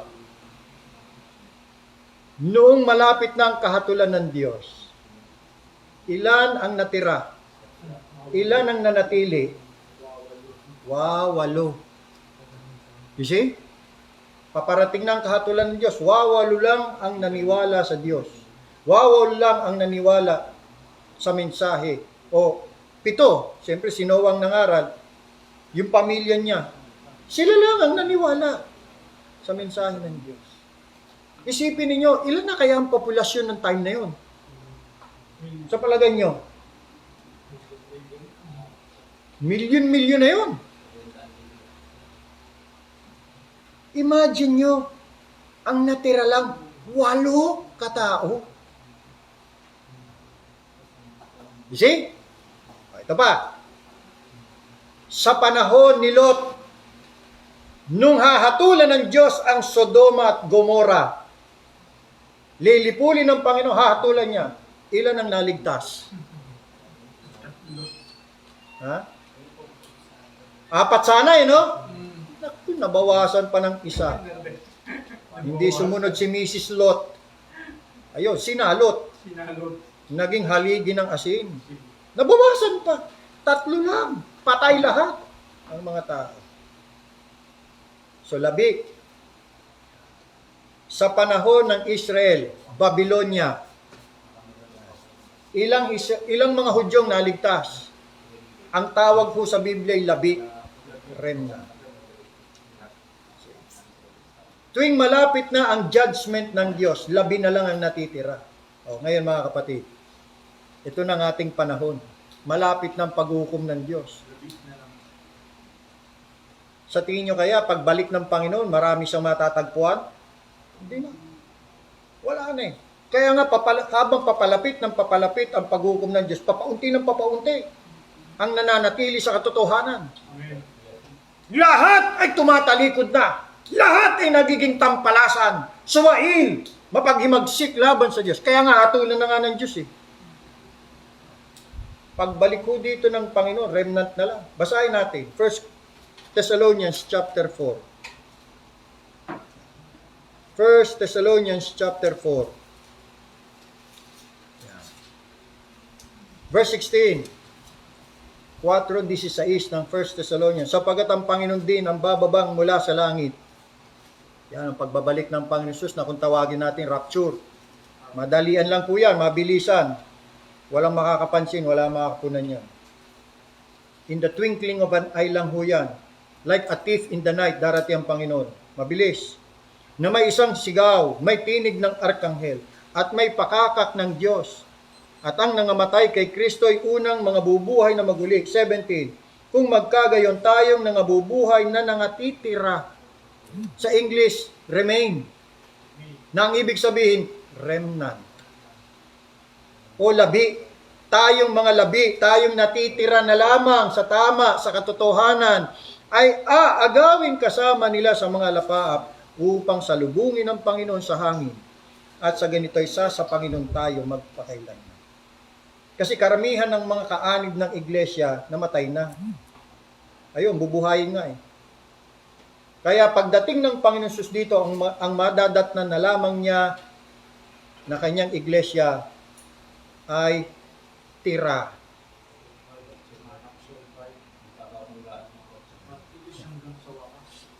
Alive and remain. Yung salitang remain means remnant. Labi. Kakaunti. Ang madadatnan ng Panginoon. See? Kaya dapat maintindihan natin yung katuruan ng Biblia eh. Lalo na sa ating panahon. Nalalapit na eh. Wala na. Hindi na natin maasahan pa na dumami pa tayo sa bilang eh. Pero siyempre, depende yan. Sabi nga natin, sovereignty ng Panginoon yan eh. Eh kung gusto tayo paramihin ng Diyos eh, tatanggi ba tayo? Sino ba may ayaw? Now, mga kapatid ha, lilinawin ko ha, hindi po ako against sa paglago o pagdami. Hindi ako against. No? Sino ba namang aayaw dyan na madagdagan tayo, dumami tayo, pero para saan? Madagdagan ka nga, dumami nga kayo, puro kambing naman. Eh, wag na. Di bali na. Di bali nang magpastor ako ng 10, pero lahat tupa. Kaysa magpastor ako ng 1,000, puro kambing. Wag na. Ba? Hindi tayo against sa paglago o pagdami. Ang ginagawa lang natin, inihahayag ko lamang mga kapatid sa inyong katuruan ng banal na kasulatan. Yan ang turo ng Bible eh, lalo na sa ating panahon.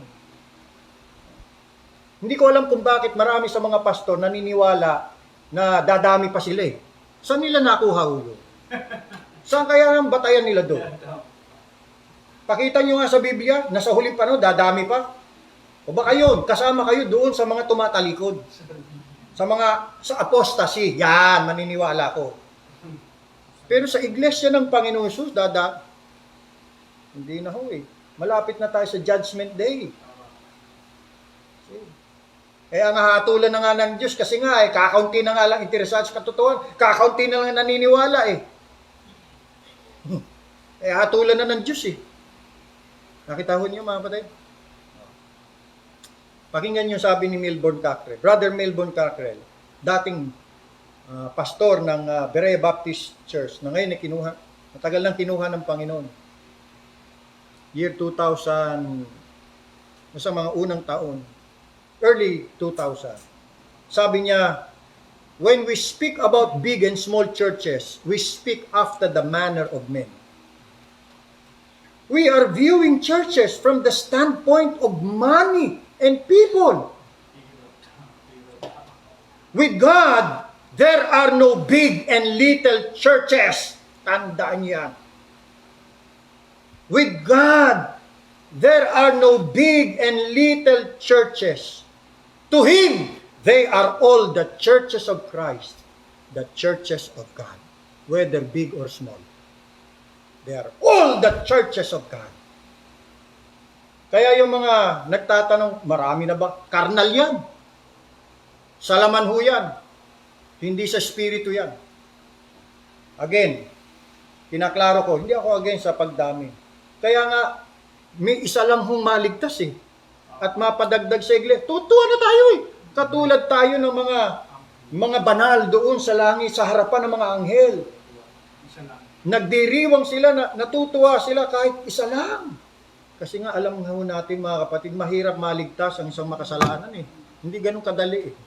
Kaya pagka may naligtas, tutuwa tayo. Tutuwa. Dahil alam natin, ang Diyos ang nagligtas doon. Hindi natin niligtas yun. Hindi natin pinatanggap yun. Talagang kapangyarihan ng Diyos ang gumawa doon, kaya naligtas po doon. Kaya tuwa tayo. May isang makasalanan na naligtas, nagbalik loob sa Diyos. Tuwa tayo eh. At yun nga ang ating pinagpe-pray na sana madagdagan pa tayo ng mga magiging tapat na mga mananampalataya at magiging kabalikat natin sa gawain. Madagdagan nga tayo, sakit naman ng ulo, dudulot ng miyembro nyo, wag na. Di ba? Disiplinahin mo pa yun. Wag na.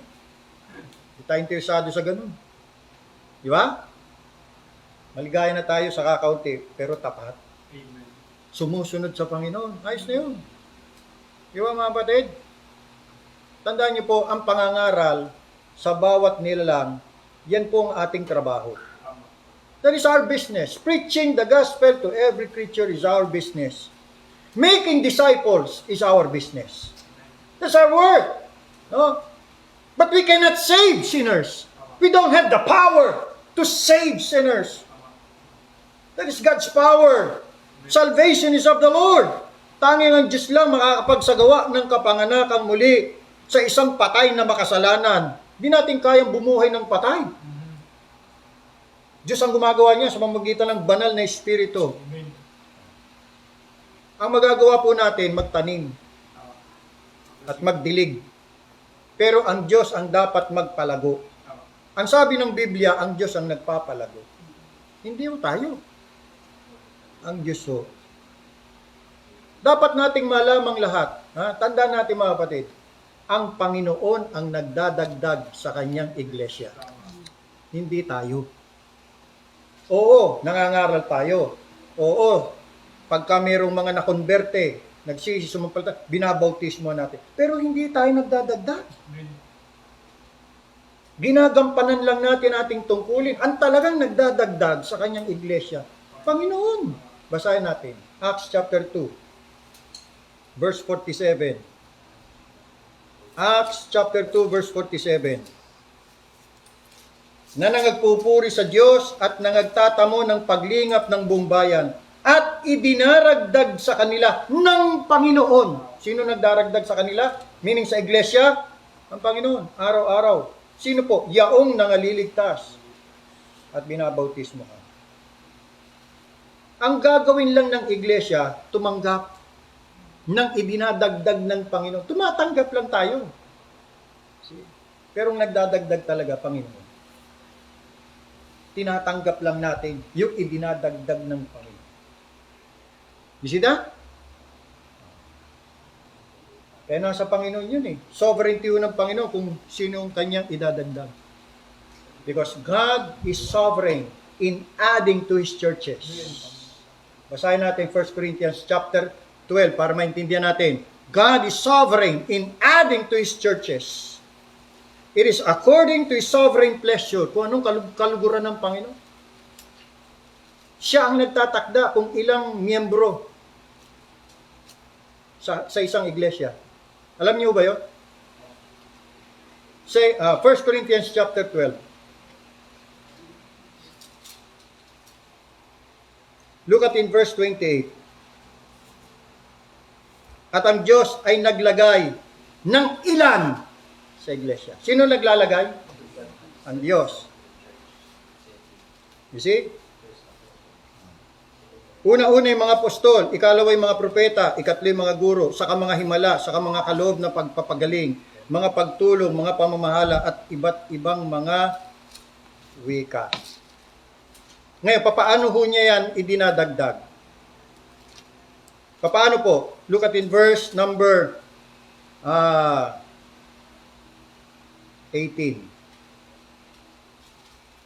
Verse 18. Datapot niya inilagay ng Diyos ang bawat isa sa mga sangkap ng katawan ayon sa kanyang minagaling. Kita niyo? Kaya ba natin i-determine kung ilan tayo? Paano kung ilan ang pwede natin idagdag? Aba, pagka na-determine mo yan, ikaw na ang Diyos, ikaw na ang Panginoon, ayon sa laman niya. Kaya yung mga tinatarget, mga kapatid, i-goal natin ha, sa susunod na linggo, dapat ay 10 ang madagdag ha, may dagdag. Ginogol eh. Dapat sa isang buwan, siguro mga 30 may dagdag ha. Sikapin natin yan. Each one, bring one. Yan na. Yan yung mga pamimilit. Each one, bring one. Pipilitin na. Ang tawag natin dyan, kinakamay. Merong gift na in games version. Sa madaming madadala. Oh. Yung maraming madadala, yung maraming mare-recruit. Recruitment eh. May regalo. Thompson Bible. Yan po'y ayon sa laman. Kayo nagpapadagdag. Kayo nagdadagdag, hindi Panginoon. You see? Ayon sa laman yan. Kinakamayan eh. Kita nyo, ang Diyos ang nagdadagdag ayon sa kanyang minagaling. Ayon sa kanyang kalooban, kapasyan, sovereign will and pleasure. You see? Kaya yan mga kapatid. Unawain natin yan. Ang trabaho natin, magtanim. Magdilig. See? Yan ang ating trabaho. Amen. Ang trabaho ng Diyos, magdagdag. His job, His work, God's business is to add to His church. Gampanan lang po natin ng may katapatan ang ating tungkulin. Ipangaral natin ang Ebanghelyo. Gawin natin ang ating tungkulin ayon sa itinuturo ng banal na kasulatan. Iwasan natin ang gumamit ng mga unlawful and worldly means para lang dumami tayo. Iiwasan. Hindi ho tayo para dyan, mga kapatid. Yang mga makalaman, makasanlibutan, at hindi naaayon sa salita ng Diyos na mga kaparaanan para lang dumami tayo, huwag nating gagamitin yan. Hindi malulugod yung may-ari ng kanyang iglesia. Hindi yan malulugod. Hindi ho malulugod ang Panginoon ng iglesia. Na walang iba kundi Jesus Christ. See? Sumunod lang tayo ayon sa sinasabi ng kanyang salita. And then, ano man ang ipagkatiwala ho sa atin ng Diyos, bilang resulta ng ating pagpapagal, magpakatapat tayo. Ano man ang maging resulta? Sa kabila ng ating pagpapagal, 5, 10, 15, magpakatapat pa rin tayo. Talaga minsan nadi-discourage tayo, no? Pagka minsan Sunday, kita mo, 4, 5, ang dumalo. Minsan ang pastor nawawala ng gana Para ayoko na mag-preach Pero nasan yung ibang miyembro? Bakit ito lang? Gagalit na, no? Pero mga miyembro. Pag tayo sa pulpito, banat! Bomba na!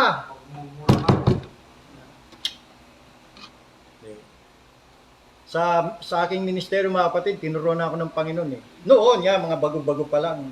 Barino tayo, pagkailan lang.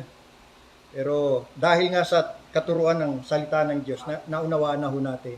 Kontento na kahit. Yo. Kahit dalawa. Tuloy lang. Kontento. Kung tapat mo namang ginagampanan ng tungkulin mo Ayon sa itinuturo ng banal na kasulatan, magpakatapat tayo. Para di nagpipreach sa marami. Oo. Di ba? Walang difference. Kahit dadalawa. Narinig ka ng kapitbahay mo, lakas mong mag-preach. Siguro ang dami nilang miyembro dyan, ang lakas mong magsalita na. Nung lumabas binila 1, 2. Wala na. Dalawa lang nakita kong lumabas. Sabi dapat yung Bible study ka na. Kala nila dami Lakas ng boses ng pastor Pala dadalawa. Oo Wala lang pandemic, no? Ako lang nagsasalita. Wala akong kausap. Kausap ko, cellphone.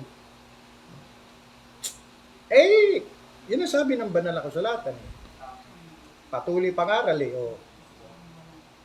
Magpakatapat tayo. Last verse mga kapatid, last verse. Ito. Paalala ho sa atin to. Matthew chapter 25. Matthew chapter 25.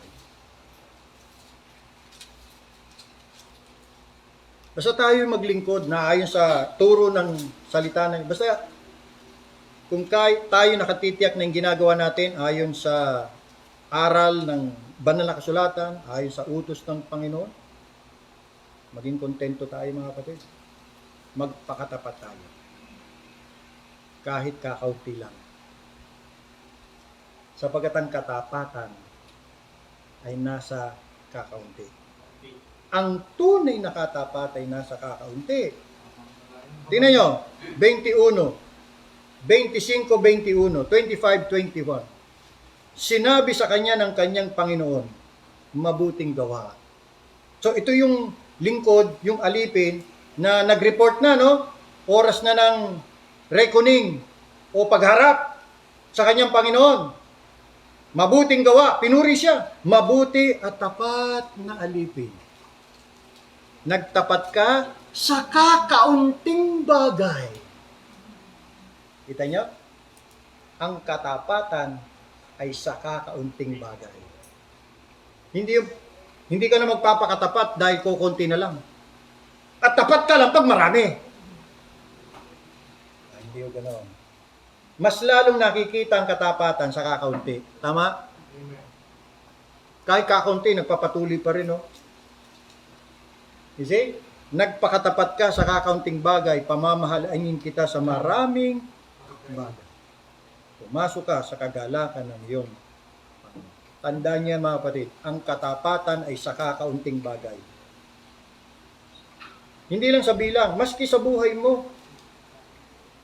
Kahit walang-wala, kahit hirap na hirap, tuloy pa rin.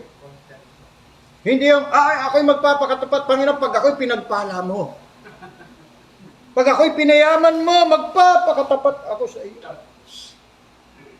Ano yun? Ang katapatan sa marami? Pagkakakaunti na, hindi na magpapakatapat? Bakit tinawag ng Panginoon itong mabuting gawa, mabuti at tapat na alipin? Sino yung mabuti at tapat na alipin? Yung nagpapakatapat kahit sa kakaunti. Kahit kakaunti, hindi niiwan. Hindi nagkikwit. Yun yung tapat. Doon nasusukat ang katapatan. Sa kakaunting bagay. Di ba? So, nasagot na ho ba natin, tanong natin, bakit kakaunti lamang tayo? No, ngayon. Sabi ng Panginoon, magpakatapat ka sa kakaunti. Pagpalain ng Panginoon Diyos ang mensahe sa atin pong mga puso.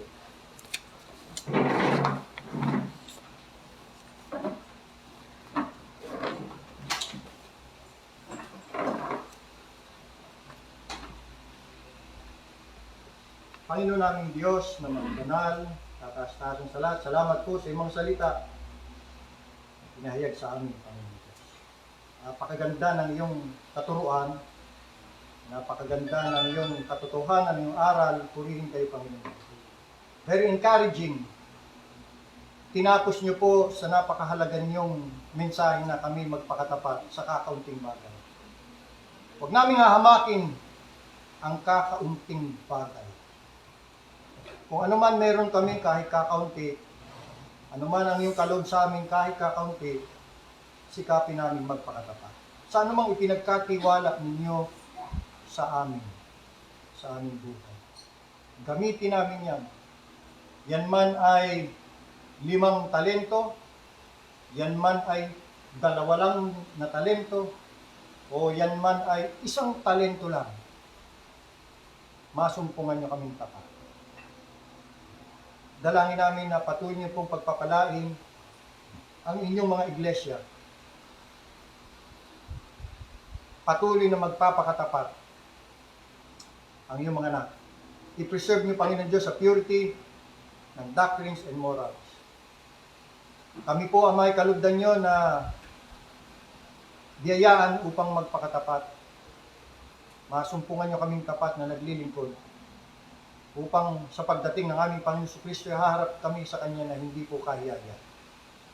Ang lagi namin panalangin, Panginoong Diyos, kahit na labi na lamang itong mga labi, ay niyo pa rin pagpapalain. Gagamitin kami po ay grateful and thankful na kahit kami munting kawan lang, Panginoon, ay nagagamit niyo pong iglesia ito. Mayroon po kaming mga naging mission sa iba't ibang dako. Nagkaroon kami ng pribilehiyo, O Diyos, na magkaroon ng mga daughter churches. At may mga bagong mission. Salamat po. Talagang kamangha-mangha po, Panginoong Diyos, ang iyong magawa. Kitang-kita po namin na ito'y banal na gawain po ninyo. Kitang-kita po namin ang iyong kapangyarihan na gumawa. Sa paningin ng iba, imposible na ganitong munting kawan ay makapag-mission at magkaroon ng mga daughter churches. Pero sa inyo po, talagang totoo po ang sinabi ng Panginoon Jesus na with God, nothing is impossible. Kaya Panginoong Diyos, narito po ang aming mga sarili. Gamitin niyo po kami sa anumang kaparaanan na nais ninyo. Kaya pagpalain niyo po ang mga churches ng Panginoong Jesus. Pinagpe-pray din po namin ang church sa Sariaya. Kahit na ang mga kapatiran doon ay munting kawan lamang, gamitin niyo po, Panginoong Diyos. Sa pagsisimula nila ng mission, bubuksang gawain sa pagdilaw. Salamat sa pribilehyo, Panginoon. Kaya pinagpe-pray po namin, Ama, na pagpapalain niyo pong mangyayaring pagtitipon po doon. Pinagpe-pray po namin si Brother Tony at ang kanyang sambahayan. Tulungan niyo silang maliwanagan, kaawaan niyo sila, Panginoong Diyos, mga anak niya, asawa niya. Buksan niyo nawa sila. Makilala nila ang Panginoon Kristo. Maintindihan nila ang tamang aral. Lalo na ang katuruan tungkol sa kaligtasan. Kahabagan niyo sila, Panginoon. Patnubayan niyo po si Pastor Orly at ang mga kapatid po namin, ang mga manggagawa, mga kamanggagawa kay Kristo.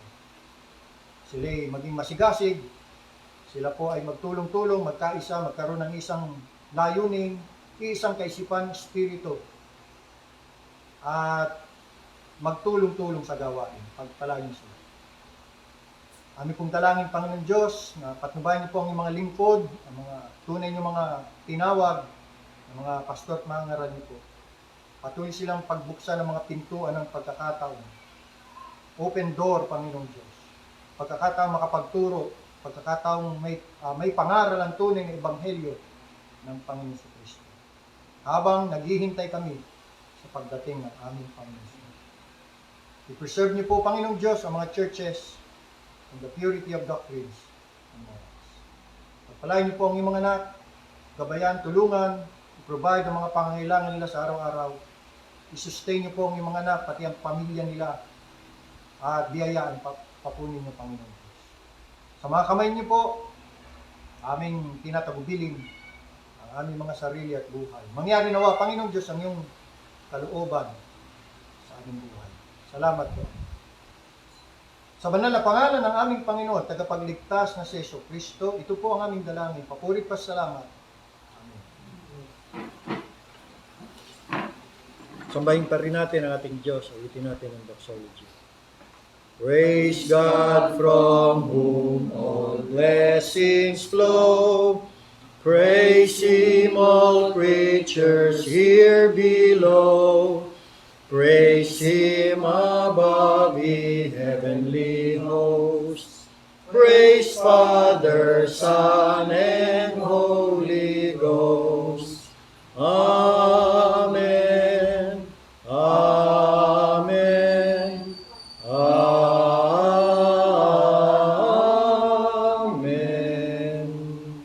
Magandang gabi ho sa inyo mga kapatid. Tapos na ating banal na pagtitipon. Hanggang sa muli. God bless us all. Salamat din po sa mga kapatid natin na sumabaybay ng ating live stream. God bless you all. Salamat. Hanggang sa muli.